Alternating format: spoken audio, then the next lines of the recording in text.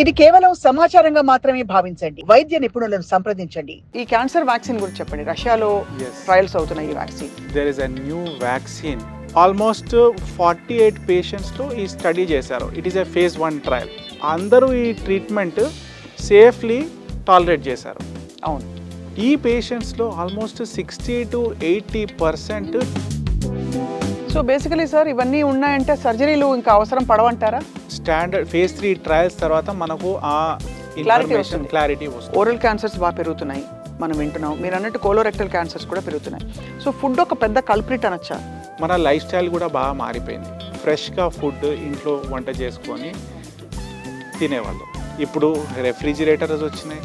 ఇవి కాకుండా మనకు we are used to eating outside, where మనకు అక్కడ ఏం ఇంగ్రీడియంట్స్ వాడుతున్నారో, హైజీన్ ఎలా ఉంది, ఆయిల్ రీయూజ్ చేస్తున్నారా లేదా, అవన్నీ మనకు ఏమీ ఐడియా లేదు.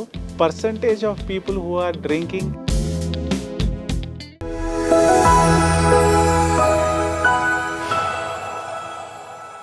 Welcome to Sakshi life. నమస్కారం, నా పేరు స్వప్న.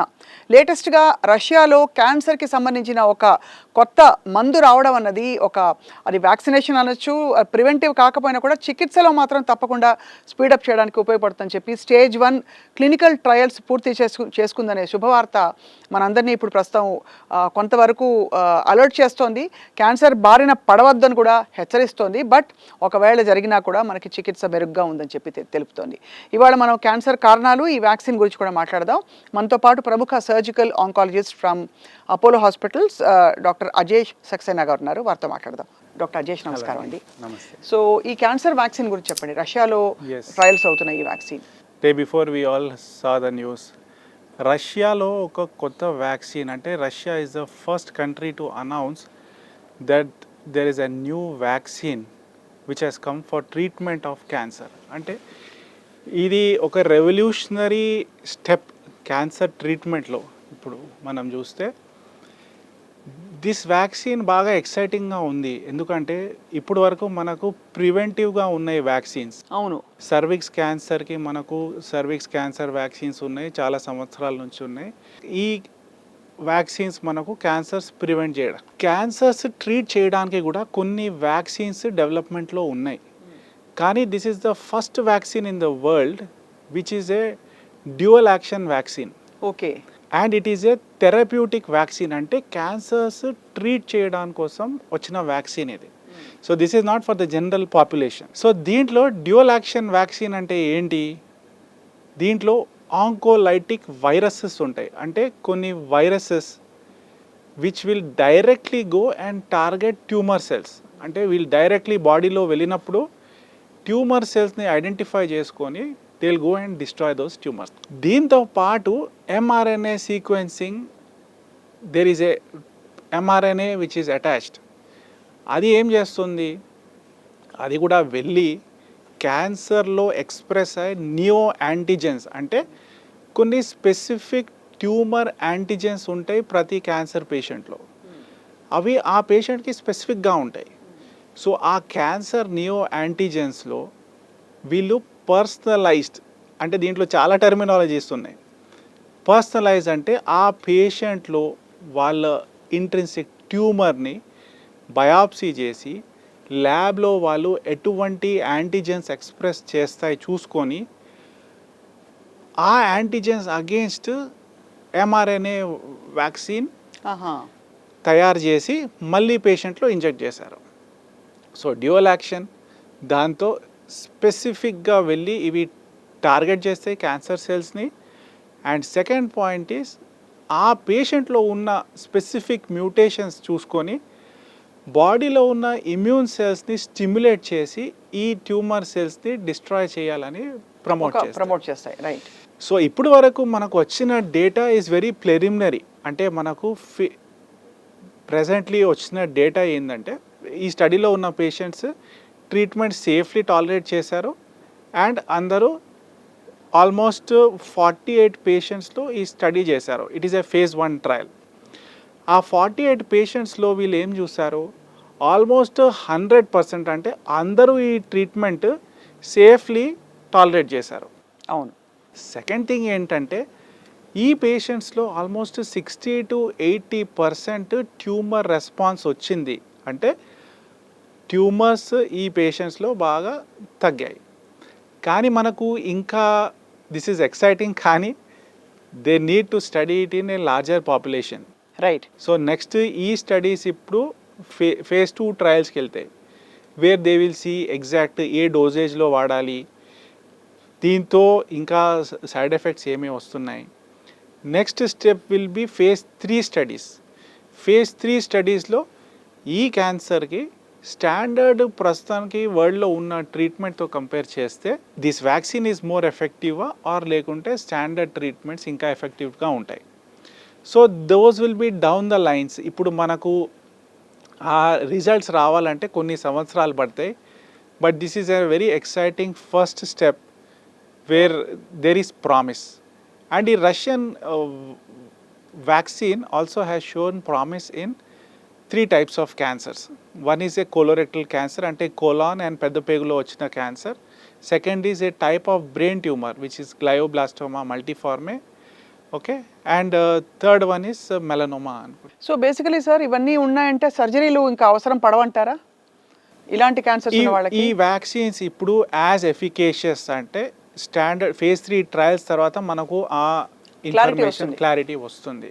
సో ఆ phase 3 ట్రయల్స్ ఎప్పుడు they will do it in few hundreds thousands of పేషెంట్స్లో చేశాక they will need to compare whether ఈ ట్రీట్మెంట్తో మనము సర్జరీస్ అవాయిడ్ చేయవచ్చా, లేకుంటే క్యాన్సర్లో ఉన్న standard chemotherapy, radiation and other ట్రీట్మెంట్స్తో బెటర్గా ఉంటే definitely the world will move towards these vaccines. Excellent sir, చాలా గుడ్ న్యూస్ అయితే మనకు. ఎందుకంటే కానీ ఆశ్చర్యకరమైన విషయం ఏంటంటే సార్, ఇప్పుడు కూడా క్యాన్సర్ ఎందుకు వస్తోందనే ఒక కోర్ కారణం, అందరిలో ఆంకోజీన్స్ ఉంటాయి, అందరిలో జెనెటిక్స్ పనిచేస్తాయి, ఎన్వైరన్మెంటల్ ఫ్యాక్టర్స్ దాన్ని ట్రిగ్గర్ చేస్తాయి, ఇవన్నీ థియరిటికల్గా వింటున్నాం. But why are we not able to pinpoint ఈ క్యాన్సర్ కేసెస్? కొన్ని అయితే అసలు హిస్టరీ లేని వాళ్ళకు కూడా ర్యాండమ్గా వచ్చే క్యాన్సర్స్ ఎందుకు వస్తున్నాయి అంటే? See absolutely. ఇప్పుడు 1 సెంటెన్స్లో సమ్మరైజ్ చేయాలంటే క్యాన్సర్ ఈజ్ దేనివల్ల వస్తుందంటే it is a matter of chance. అంటే it's a completely random event. ఇప్పుడు కొన్ని క్యాన్సర్స్లో there can be just 1 mutation which is triggering the cancer. కొన్ని క్యాన్సర్స్లో there need to be a series of hits. అంటే ఒక series of exposures various modifiable ఉండనివ్వండి, non modifiable కారణాలు ఉండనివ్వండి, దానివల్ల వచ్చే ఛాన్సెస్ ఉంటాయి. బట్ మోర్ దెన్ ఎనీథింగ్ ఇప్పుడు ఈ కాలంలో మేము చూస్తున్నాము, జనాలు ఎవరు డ్రింక్ చేయని వాళ్ళు, స్మోక్ చేయరు, ఆల్కహాల్ తీసుకునే అలవాటు లేదు, ప్యూర్లీ వెజిటేరియన్స్ ఉన్నారు, డైలీ ఎక్సర్సైజ్ చేస్తారు, still they are getting cancers. అంటే దేర్ ఆర్ లాట్ ఆఫ్, మనకు ఎంత తెలుసు ఇప్పుడు వరకు, there is much more that we still do not know. మీరేమన్నా మీ ఎక్స్పీరియన్స్లో చూసిన కొన్ని క్యాన్సర్ కేసెస్, ఇప్పుడు ఓరల్ క్యాన్సర్స్ బాగా పెరుగుతున్నాయి మనం వింటున్నాం, మీరు అన్నట్టు కోలోరెక్టల్ క్యాన్సర్స్ కూడా పెరుగుతున్నాయి. సో ఫుడ్ ఒక పెద్ద కల్ప్రిట్ అనొచ్చా? Is a majority of us knowingly or unknowingly మనం అందరము we are victims of adulteration of food. ఆలోచిస్తే there are so many things which we don't see directly. For example చెప్పండి sir. For example చూడండి, in the food that we eat every day, first అయితే the insecticides, pesticides అవన్నీ ground వాటర్లో ఉన్నాయి. Knowingly or unknowingly there is a lot of exposure that we are getting to it. There are certain vegetables అంటే which are safe. దాంట్లో పెద్ద thick shell ఉంటుంది, బయట నుంచి థిక్ కవర్ ఉంటుంది. కానీ మిగతా వెజిటేబుల్స్లో ఆలోచిస్తే థిన్గా ఉన్న, ఇప్పుడు యాపిల్స్ అనుకోండి, గ్రేప్స్ అనుకోండి, డైరెక్ట్ పెస్టిసైడ్ స్ప్రే అవుతుంది దానిపైన. టొమాటోస్ అనుకోండి, మనం తిన్నప్పుడు మనకు డైరెక్ట్గా ఎక్స్పోజర్ అవుతుంది. అవి కాకుండా మనకు ఓవర్ ద ఇయర్స్ మన లైఫ్ స్టైల్ కూడా బాగా మారిపోయింది. రైట్. ప్రీవియస్లీ మనం ఏం చేసేవాళ్ళు, ఫ్రెష్గా ఫుడ్ ఇంట్లో వంట చేసుకొని తినేవాళ్ళు. ఇప్పుడు రెఫ్రిజిరేటర్స్ వచ్చినాయి. ఇవి కాకుండా మనకు we are used to eating outside. Right. Where మనకు అక్కడ ఏం ఇంగ్రీడియంట్స్ వాడుతున్నారో, హైజీన్ ఎలా ఉంది, ఆయిల్ రీయూజ్ చేస్తున్నారా లేదా, అవన్నీ మనకు ఏమీ ఐడియా లేదు. దాంతోపాటు the percentage of people who are drinking and smoking has also gone up. Right. దాంతోపాటు we are ordering more food from outside అవును. And we are having more packaged foods. So packaged ఫుడ్స్లో మనకు ఇప్పుడు you have prepared some food at home, దానికి shelf life ఎంత ఉంటుంది? Few hours, maximum next day వరకు ఉంటుంది.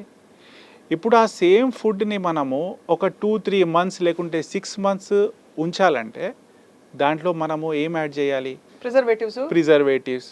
సో దాంట్లో important preservatives, especially all the foods which are coming which are packaged.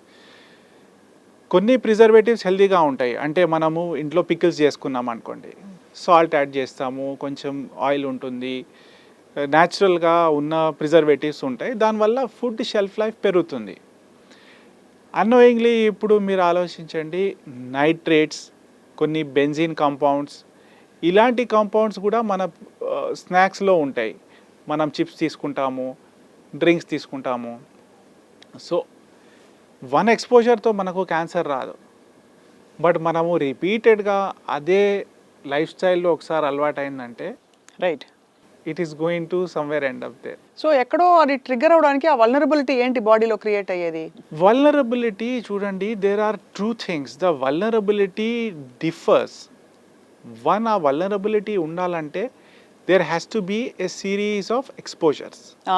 అది అడుగుతున్నాను, అది ఒకటి. సిరీస్ ఆఫ్ ఎక్స్పోజర్స్ అంటే రిపీటెడ్గా మనకు బాడీలో దాని ఎక్స్పోజర్ ఉండాలి. సెకండ్ థింగ్, మన ఇంట్రెన్సిక్ వల్నరబిలిటీ కూడా ఇంపార్టెంట్. అంటే నార్మలీ మనకు సెల్ ఏజింగ్ అనుకోండి, మనం అందరం ఏజ్ అయినప్పుడు సెల్స్లో కొన్ని మ్యూటేషన్స్ జరుగుతూ ఉంటాయి. జెనెటిక్ లెవెల్లో మనకు ఐడియా ఉండదు, మ్యూటేషన్ జరుగుతూ ఉంటాయి అండ్ బాడీ దాన్ని నార్మల్గా రిపేర్ చేస్తూ వస్తుంది. సెకండ్ థింగ్ ఈస్ మన ఇమ్యూనిటీ. కొన్ని బ్యాడ్ సెల్స్ బాడీలో డెవలప్ అయినాయి అంటే మన ఇమ్యూన్ సెల్స్ వెంటనే దాన్ని ఐడెంటిఫై చేసుకుంటాయి, that these are not normal cells, హెల్దీగా కాదు. Immediately they go and destroy those cells. Antibodies వస్తాయి and immunity acts.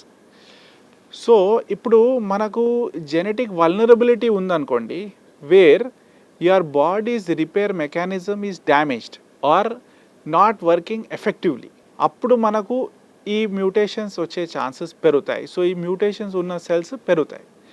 Second thing is where your immune system is coming down.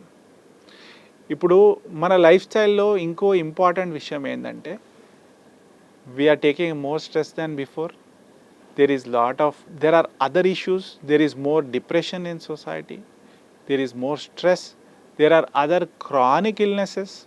అవును. సో ఇవన్నీ మన immunity డెఫినెట్గా లోవర్ చేస్తాయి. Correct. So it has never been found that stress directly causes cancer, but indirectly these are the different ways where the end result is ending up with a higher number of cancers in today's world. పేదవాడి పక్షాన నిలబడతాం, ప్రజా గొంతుకై నినదిస్తాం. Voice of voiceless, తెలుగువారి మనస్సాక్షి సాక్షి TV. సాక్షి TV ప్రసారాల కోసం మీ స్థానిక cable ఆపరేటర్ను వెంటనే సంప్రదించండి.